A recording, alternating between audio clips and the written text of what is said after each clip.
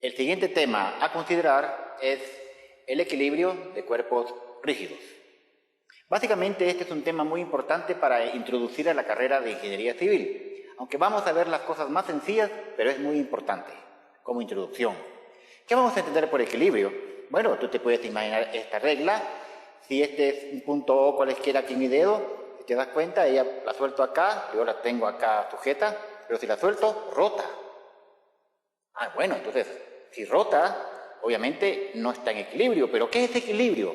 Vamos a ver, si yo me imagino más o menos por acá, ahí por ejemplo digo, bueno, la regla básicamente no se acelera y no rota. Ahora, este punto en particular, ¿qué significa? Es algo que tenemos que ver muy claramente. Entonces, ¿qué vamos a entender por unos estados de equilibrio? Antes de definirlo bajo un punto de vista más estricto. Por ejemplo, mira, aquí tenemos una cuña y te puedo volver a poner acá esta reglita. Ahí estamos. Decimos que eso es equilibrio mecánico. Equilibrio mecánico. Porque también te puedo hacer algo, mira. Puedo venir, agarrar acá esta masita y colocarla aquí. Y ahora voy a procurar, fíjate bien, mira, ahí tenemos otro estado de equilibrio. Fantástico. Pero ahora te pregunto otra vez, ¿qué será ese bendito punto que está acá? Porque antes era aquí, ahora está aquí. Porque si yo lo pongo respecto a este punto, es obvio que el sistema va a rotar. También te puedo dar una idea de que puedo venir y puedo poner una masita acá. Mira, si yo pongo esta masita acá y este es el punto de pivote ahí en la cuña, es obvio que yo suelto acá y esto rota. Yo no quiero que rote. Entonces voy a tratar la manera de... Vamos a ver, lo voy a poner por acá.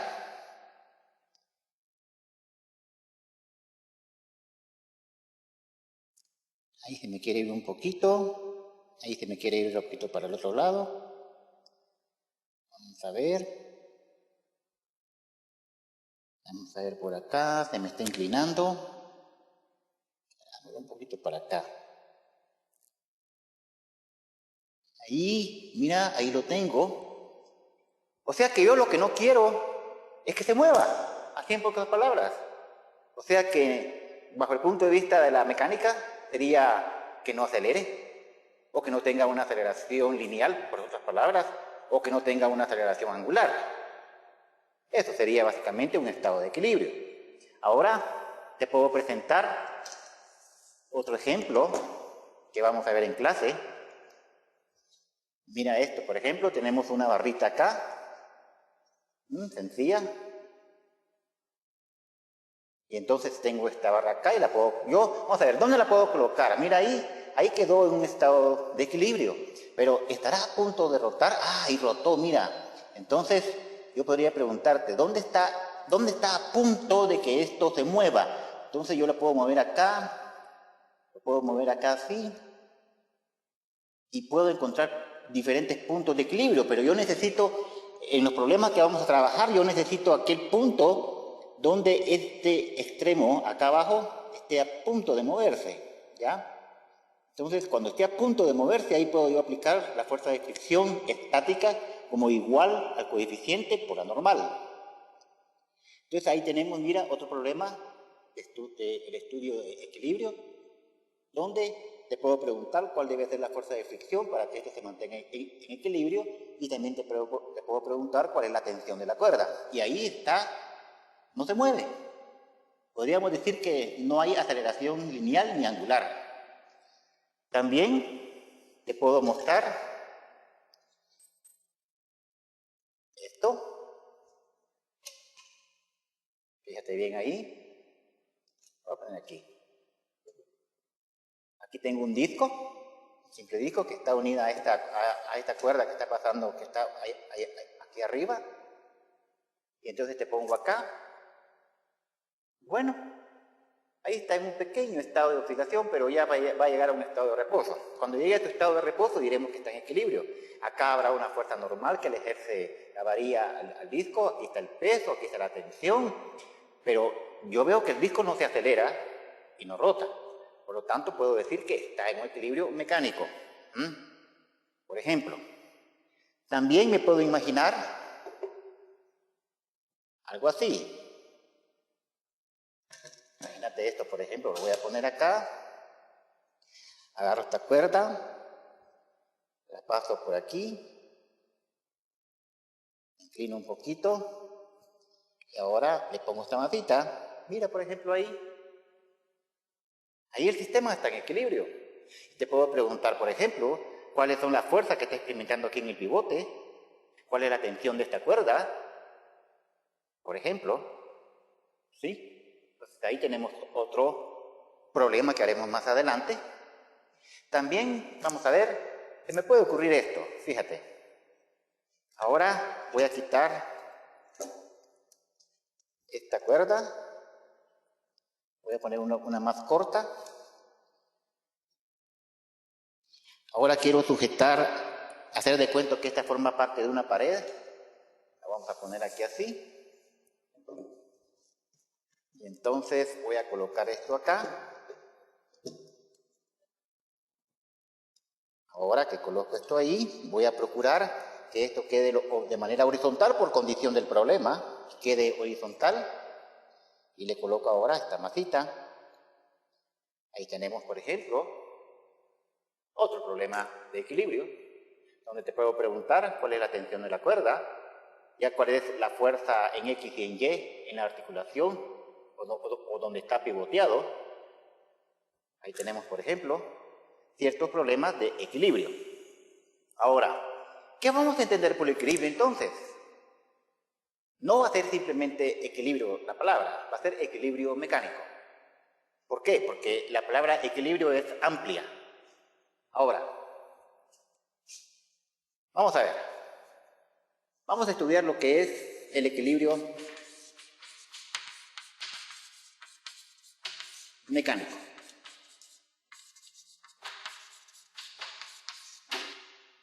Primero partamos de las leyes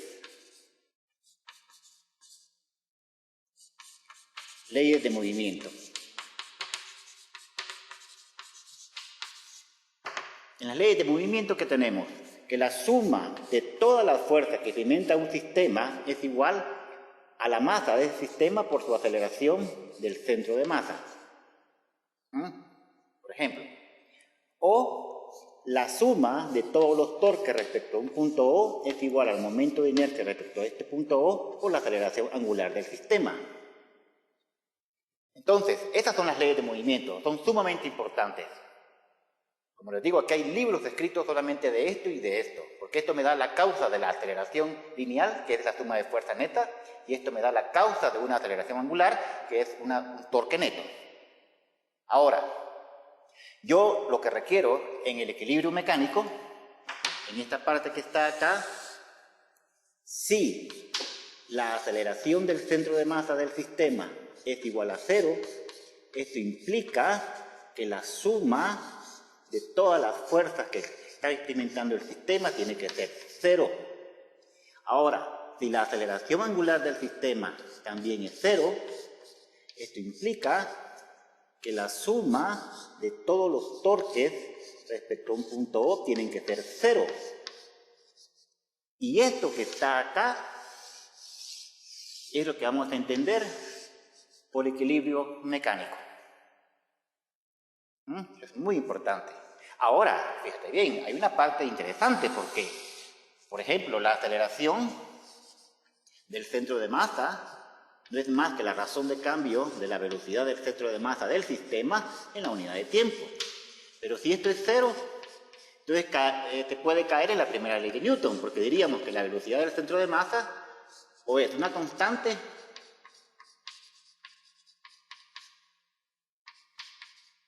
o simplemente es 0. Y lo mismo puedo decir con la aceleración angular. Si esto es igual a la razón de cambio de la rapidez angular en el tiempo, y esto es 0, volvemos a caer otra vez en la primera ley de Newton, donde tenemos que esta rapidez angular o es una constante o simplemente es 0. Ahora, en mi sistema de referencia, fíjate bien, yo puedo decir, bueno, aquí estoy, en este mi sistema, básicamente ahí tengo la regla en equilibrio. Obviamente, si este es, mucho cuidado con lo que voy a decir, si este es entonces el centro de masa que estoy considerando acá, ya vamos a ver si en realidad este es el centro de masa, entonces esto quiere decir que básicamente la regla, la velocidad del centro de masa es cero. Sí, es cero, porque en mi sistema acá de referencia, en este salón de clases, yo no veo que el centro de masa se mueva con velocidad constante. Pero también esto es cierto. ¿Por qué es cierto? Porque otro observador fuera del salón de clases, por ejemplo en el espacio, él podría decir, mira, la Tierra se está moviendo con una velocidad dada a través de tu trayectoria en una órbita. Vaya, la Tierra se está moviendo. Ya, también la Tierra está rotando. O sea que básicamente tiene una rapidez angular constante. Entonces, bajo el punto de vista de la primera ley de Newton, yo puedo decir, en principio, que en mi sistema de referencia parece ser cero. Pero visto de un sistema de referencia más amplio, en realidad, yo, la regla, me estoy moviendo con una velocidad constante, básicamente, y estoy girando con una rapidez angular constante. Entonces, el hecho de que la aceleración del centro de masa, acá, y la aceleración angular sean cero, no implica que el sistema esté quieto, en un reposo absoluto. En pocas palabras, la primera ley de Newton me dice que no existe el reposo absoluto. ¿Por qué? Porque todo es relativo. Entonces, básicamente, todo se está moviendo. Por eso es que a esta parte de la ley, si la aceleración tanto lineal como angular es cero, se debe cumplir esto. Y por eso es que a esto se le llama el principio del equilibrio mecánico. Ahora, si la suma de todas las fuerzas es cero, esto implica tres cosas. Y aquí quiero que seamos bien claros. Siempre es muy importante recordar que tenemos nuestro sistema de referencia X, Y, Z, donde para armar un espacio vectorial, ya, vector, entonces hemos asociado al eje X un vector unitario Y, al eje Y un vector unitario J y al eje Z un vector unitario K. Estos tres vectores base en el sistema de coordenadas cartesianas generan todo un espacio vectorial. Y como la fuerza, obviamente, es un vector, entonces yo necesito tener bien claro un espacio vectorial. Por lo tanto, trabajando en este espacio vectorial, yo puedo decir que la sumatoria de fuerzas en X tiene que ser 0, la sumatoria de fuerzas en Y tiene que ser 0, y la sumatoria de fuerzas en Z tiene que ser 0. También la sumatoria de torque respecto al punto O tiene que ser 0. Por lo tanto, esto implica que el eje, la suma de todos los torques respecto a un eje en X tiene que ser 0, la suma de todos los torques respecto a un eje Y tiene que ser 0, y la suma de todos los torques respecto a un eje Z tiene que ser 0. Ahora acá no creo que haya problema, ¿verdad? Esto lo hemos visto desde la física básica, hemos trabajado. Y ahora, si te das cuenta, aquí nosotros por lo regular vamos a trabajar en un plano. En un plano, como si fuera el plano de la pizarra o el plano de tu cuaderno. O sea que si vamos a trabajar en un plano donde yo voy a visualizar como por ejemplo la fuerza del peso por acá, la fuerza de tensión, la fuerza de la cuerda para allá, la tensión de la cuerda para acá, el peso de la varilla para acá, la fuerza en X que hace aquí el pivote, la fuerza en Y que hace aquí el pivote, todo va a ser en el plano. O sea que en esta primera parte todos nos vamos a concentrar acá. Ya cuando entremos a un curso más avanzado de mecánica, vamos a trabajar con 3 dimensiones. Luego, por ejemplo, suma de torques en X. X va para allá. O sea que yo me puedo imaginar un eje, donde ya está el eje X, y entonces el sistema está girando aquí así, mira, en respecto al eje X. Entonces las condiciones de equilibrio dicen que la suma de torques en este eje tiene que ser 0. Después el eje Y va hacia acá arriba. Por lo tanto, el cuerpo puede estar girando aquí así. ¿De acuerdo? Entonces, la parte de equilibrio mecánico requiere que la suma de torques respecto a ese eje, a este eje que va en Y, sea 0. Ahora, nosotros estamos trabajando en el plano de la pizarra. O sea que básicamente la regla puede girar aquí así, o un sistema o una rueda puede estar girando. Si está girando, quiere decir con respecto a este punto, entonces el eje va en la dirección Z. Entonces, esto es lo que vamos a trabajar nosotros. Nosotros vamos a requerir que el sistema no rote en el eje de las Z, considerando este eje. Por lo tanto, básicamente, nos vamos a concentrar en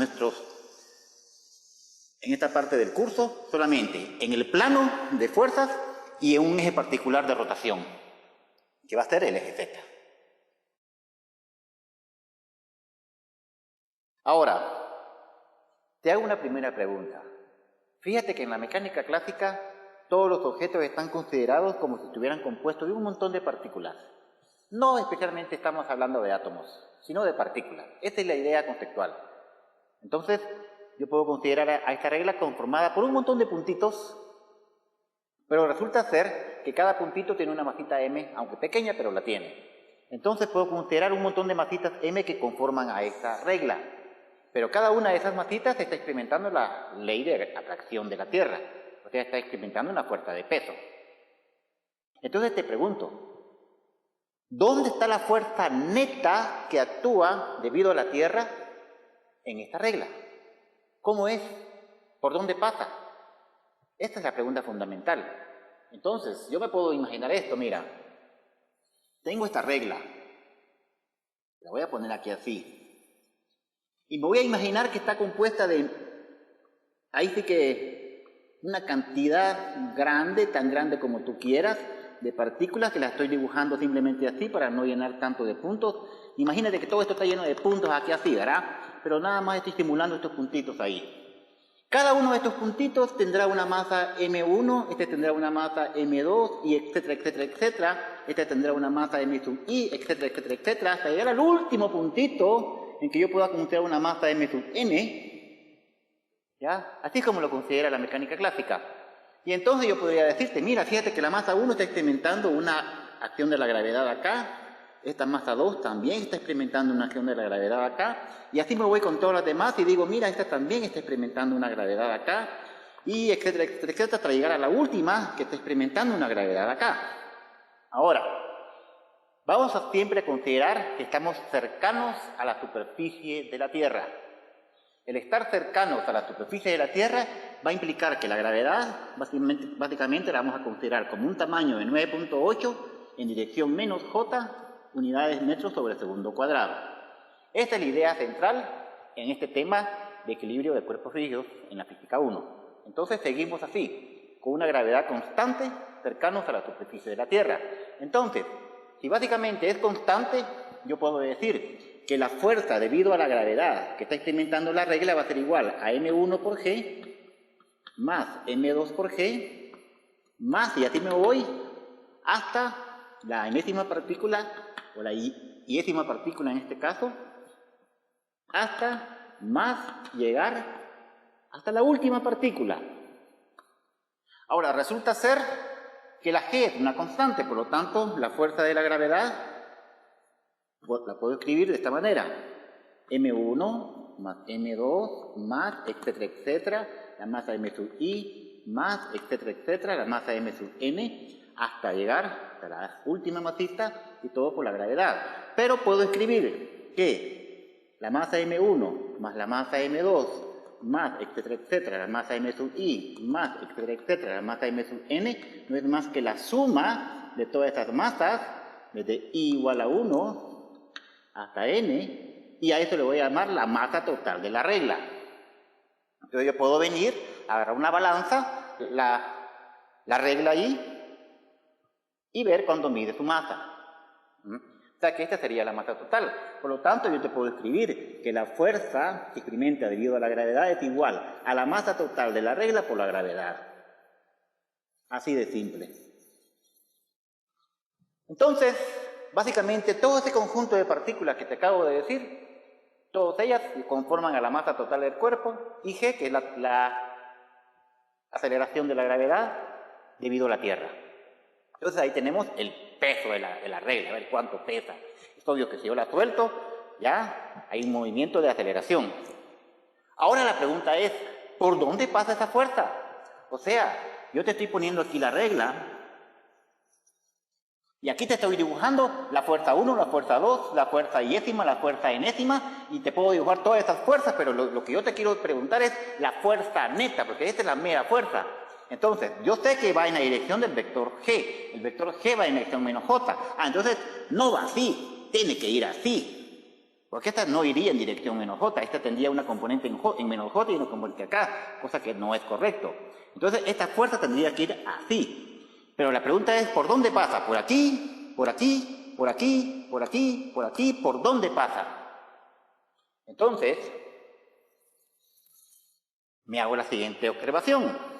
Fíjate bien. Acá tengo, por ejemplo, si pongo mi dedo acá y suelto aquí la rueda, rota. Rota. Si lo pongo por acá, también rota.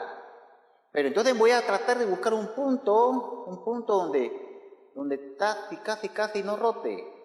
Entonces me hago la pregunta, ¿cuál será ese punto? Si ese punto lo considero como un punto O, entonces, y no rota, la rotación es 0. O sea que el torque es 0. ¿Por qué no calculo un torque? No sería mala idea calcular un torque.